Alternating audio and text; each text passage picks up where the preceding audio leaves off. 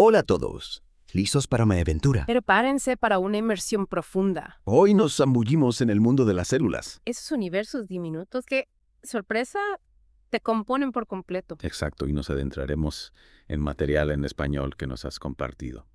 Exploraremos desde su descubrimiento. Hasta esas teorías que revolucionaron la biología. Imagínate un mundo donde la idea de las células era totalmente desconocida. Uf, todo cambió con la invención del microscopio. A finales del siglo XV. Fue como abrir una ventana a un universo invisible. Exacto. Y pensar que todo empezó con Zacharias Janssen ¿Te me imaginas? y su microscopio, bastante rudimentario comparado con los de hoy en día. Bastante. Pero fue un paso gigante. Totalmente. A partir de ahí, el estudio de las células despegó como un cohete. Como un cohete. Y una de las ideas más revolucionarias Cuéntame. fue la teoría celular. La base de toda la biología moderna. Es como la piedra angular que nos ayuda a entender la vida misma. Es como descubrir que todos los edificios Desde una casita hasta un rascacielos. están hechos con ladrillos. Genial. ¿Y quiénes fueron los albañiles de esta teoría? Pues tenemos a tres grandes. Matthias Schleiden, Ajá. Theodor Schwenn Sí. y Rudolf Virchow. Un equipazo. Schleiden, un botánico, vio que las plantas estaban hechas de células. Claro. Schwann, zoólogo, descubrió lo mismo en animales. Increíble. O sea, Y Virchow remató la faena al afirmar que toda célula proviene de otra. adiós a la idea de que la vida surgía de la nada. Exacto. Y no podemos olvidar la contribución de Ramón y Cajal. ¿Qué hizo él? Extendió la teoría celular al sistema nervioso, demostró que incluso las neuronas, las células de nuestro cerebro, se ajustan a estos principios. O sea que a pesar de la increíble diversidad de formas de vida, Todos compartimos este componente básico. Es alucinante pensar en la unidad que existe en la naturaleza. totalmente. Y hablando de ideas revolucionarias, ¿qué me dices de la teoría endosimbiótica de Lynn Margulis? Es como si alguien hubiera puesto la biología de cabeza. Ah, sí. Esa teoría que dice que las células eucariotas Las que forman plantas, animales y hongos. Surgieron de una fusión entre células más simples. Es como una historia de amor microscópica. Exacto, imagínate. Mm. Una célula se come a otro, pero en vez de digerirla, ¿Qué pasa? deciden vivir juntas y colaborar. Increíble. Así nacieron organelos como las mitocondrias, que nos dan energía, y los cloroplastos, que permiten la fotosíntesis en las plantas. Espera. O sea que las mitocondrias y cloroplastos alguna vez fueron células independientes. Eso es una locura, ¿verdad? ¿Y cómo lo sabemos? Pues la evidencia está en su ADN. ¿En serio? Tanto las mitocondrias como los cloroplastos tienen su propio ADN, distinto al del núcleo de la célula. Es como si llevaran su propia cédula de identidad que revela su pasado independiente. Alucinante. La teoría de Margulis nos muestra que la cooperación, incluso a nivel microscópico, ha sido fundamental para la evolución. Sin duda. Y ahora que ya tenemos una idea general de la historia y las teorías, ¿Qué sigue? ¿qué te parece si nos adentramos en la estructura de las células?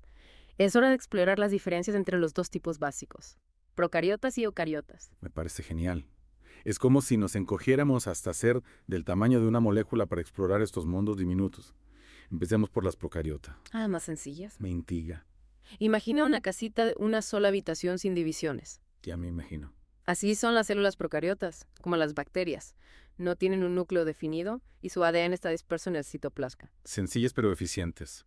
¿Y las eucariotas? ¿Cómo son esas mansiones celulares? Las eucariotas son mucho más complejas. Piensa en un palacio con múltiples habitaciones, cada una con una función específica. Suena a una organización de primera. Tienen un núcleo definido donde se guarda el ADN y un montón de organelos. Mitocondrias, cloroplastos en las plantas, retículo endoplasmático y muchos más. ¡Wow! Y dentro de las eucariotas hay diferencias entre las células animales y vegetales. Claro.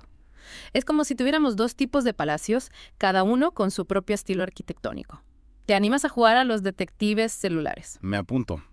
¿Qué pistas nos pueden ayudar a diferenciar una célula animal de una vegetal? Una pista clave es la pared celular. A ver. Las células vegetales la tienen. Es rígida y está hecha de celulosa como una armadura que las protege y les da soporte. Tiene sentido.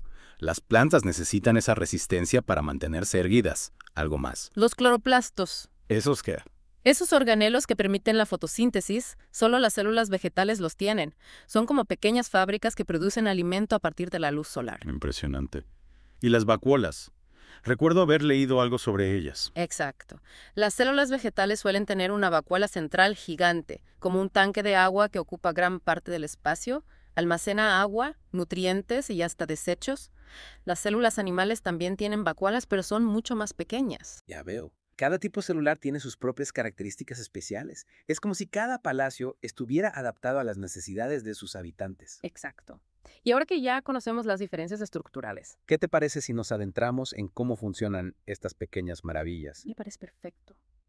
Pasemos de la arquitectura a la acción. ¿Cómo se las arreglan las células para relacionarse con su entorno, nutrirse y reproducirse? Prepárate para un viaje aún más profundo al interior de la célula. Estoy listo. Cuéntamelo todo. Listos para adentrarnos en cómo funcionan las células, cómo se relacionan con su entorno, cómo se nutren y cómo se reproducen. Me fascina. Pero antes, ¿cómo podemos estudiar algo tan diminuto? No podemos verlas a simple vista. Ahí entra la microscopía, nuestra ventana al mundo invisible. Como tener superpoderes visuales, ¿cuáles son los tipos de microscopios más usados para investigar las células? Uno de los más comunes es el microscopio óptico. Usa la luz para ampliar las imágenes. ¿Y con él qué podemos ver? Podemos ver las estructuras básicas de las células, como la membrana, el núcleo y algunos organelos. Es como tener una lupa superpoderosa. Y si queremos ver detalles aún más pequeños. Para eso tenemos la microscopía electrónica. ¿Y esa cómo funciona? En vez de luz, usa haces de electrones, Ajá. que tienen una longitud de onda mucho menor. Es como usar un rayo láser para ver. Nos permite observar detalles increíbles de los organelos celulares. Wow, la tecnología es alucinante. ¿Y qué tipos de microscopía electrónica existen? Imagina que tienes dos formas de explorar una ciudad, viéndola desde arriba con un avión o recorriendo sus calles. La microscopía electrónica de transmisión es como la vista aérea. ¿Y la otra? La de barrido es como el recorrido, los electrones rebotan en la superficie y crean una imagen 3D. Increíble. Es como tener una cámara microscópica. Y para preparar las muestras, ¿qué se hace? Se usan técnicas como la fijación, el corte en secciones ultrafinas y la tinción con colorantes. Es todo un arte. Ya, me imagino. Y además de la microscopía, hay otras técnicas para estudiar las células. Claro, los cultivos celulares son como pequeños jardines donde hacemos crecer las células en condiciones controladas. ¿Y para qué sirven? Podemos observar cómo se comportan las células en tiempo real e incluso probar nuevos medicamentos. Qué interesante. La tecnología nos ayuda a descubrir cada vez más secretos del mundo celular. Y ahora sí, entremos de lleno en cómo funcionan estas pequeñas maravillas. Empecemos por la función de relación, ¿te parece? Perfecto. Recordemos que la función de relación permite a las células percibir y responder a los estímulos del ambiente, como si tuvieran sus propios sentidos. Exactamente. Pero ¿cómo pueden reaccionar a la luz, la temperatura o a sustancias químicas? De muchas maneras. Algunas células, como las bacterias, se mueven hacia o en contra de un estímulo. Es como si navegaran por su entorno. Buscando las mejores condiciones. Exacto. ¿Cómo se llama ese movimiento? Se llama taxis. Por ejemplo, la fototaxis es el movimiento en respuesta a la luz. Ajá, Y la quimiotaxis, en respuesta a sustancias químicas. genial. Es como si las células tuvieran un GPS interno. Exacto. Y otras células responden a los estímulos cambiando su metabolismo, su forma o la expresión de sus genes. Es una adaptación constante. Fascinante. La función de relación es vital para que las células sobrevivan. Hablemos ahora de la nutrición. ¿Cómo obtienen las células la energía y los nutrientes que necesitan? La nutrición celular es un proceso complejo, como un banquete microscópico. Implica la incorporación de nutrientes, su transformación y la eliminación de desechos. Es como si las células tuvieran su propio sistema digestivo. Exacto. Y al igual que nosotros, las células tienen diferentes dietas. Las plantas, por ejemplo, son como chefs, preparan su propio alimento mediante la fotosíntesis. Usando la energía del sol, son autosuficientes. En cambio, las células animales como nosotros necesitamos obtener nutrientes de otros organismos. Así es. Y una vez que los nutrientes entran a la célula, se descomponen en moléculas más simples a través de procesos metabólicos. Es como si la célula digeriera los nutrientes. Para obtener energía. Exactamente. ¿Y los desechos? ¿Cómo se eliminan? La célula tiene mecanismos para expulsar los productos de desecho a través de la membrana celular. Es como un servicio de recolección de basura microscópico. Genial. La nutrición celular es esencial para que las células funcionen correctamente. Y ahora, la gran pregunta. ¿Cómo se reproducen las células? La reproducción celular es uno de los procesos más fascinantes de la biología. Permite la perpetuación de la vida, el crecimiento de los organismos y la reparación de tejidos. Es la base de todo. Recuerdo que hay diferentes tipos de reproducción celular, ¿cierto? Así es. En los organismos unicelulares, la reproducción celular da lugar a nuevos individuos. En los organismos pluricelulares, permite el crecimiento, la renovación de tejidos y la reparación de daños. Es fundamental para la vida a todos los niveles. ¿Y cómo funciona la división celular? Imagina que tienes una célula madre que decide dividirse para formar dos o más células hijas. En las células procariotas, la división suele ocurrir por fisión binaria, ¿Y eso qué es? un proceso simple donde las células se dividen en dos. Es como si las células se partieran en dos. Y las eucariotas. En las células eucariotas, la división celular es más compleja. Puede ocurrir por mitosis o meiosis. La mitosis es como una fotocopiadora. Produce dos células hijas idénticas a la madre. ¿Y para qué sirve? Es fundamental para el crecimiento y la reparación de tejidos. Es como clonar células. Y la meiosis es especial. Produce gametos, las células sexuales, las responsables de la diversidad genética. ¿Y qué hacen esas células? Generan células hijas con la mitad de cromosomas que la madre, permitiendo la combinación del material genético de dos progenitores durante la fecundación. Es un proceso increíblemente complejo. Sin duda.